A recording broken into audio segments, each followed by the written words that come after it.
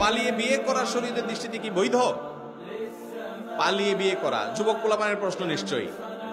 হয়তো plan programme করছে, এখন শুধু মাসালাটা উত্তর পাইলে দৌড় দিবেন।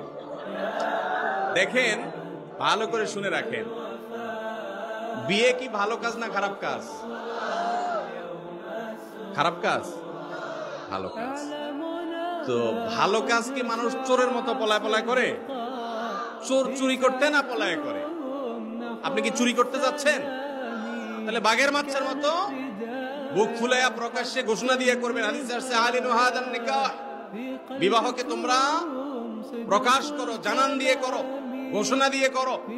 এটা লুকায়া করার জিনিস না। যুবক ভাইয়েরা, ঘোষণা দিয়ে তো করতে পারবেন না, কারণ উত্তম মধ্যম পড়বে, বাপ মারা ধুইয়া একা একা সারতেছেন, সেজন্য পালানোর ধান্দা করতেছেন। আমার কথা শুনেন, বিয়ে জীবনে একবার করবেন, পালায়া টালায়া করবেন।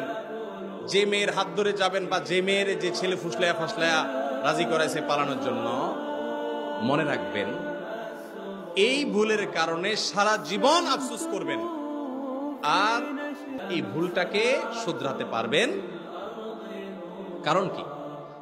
বিয়ের সময় মা বাবা, ভাই বোন, আত্মীয় স্বজন, এলাকাবাসী মিলে যে আনন্দ হবে, এই আনন্দ ওই পালায়া পালায়া চুরি করে বিয়ে করেন না কোনোদিন পায় না। অন্যদের খুশির ছোটে বিয়ে হবে, আনন্দ হবে, এগুলো দেখে দেখে পরে আফসোস করবেন, হায় রে আমার কপালে কি হলো, অমুকের কথায় ফুসলানের চোটে তার হাত ধরে পলাই গেছে। এরপর দৌড়ের উপরে থাকবেন। খবরদার, অভিভাবক এবং মুরব্বীদেরকে সম্মত করে বিয়ে করবেন।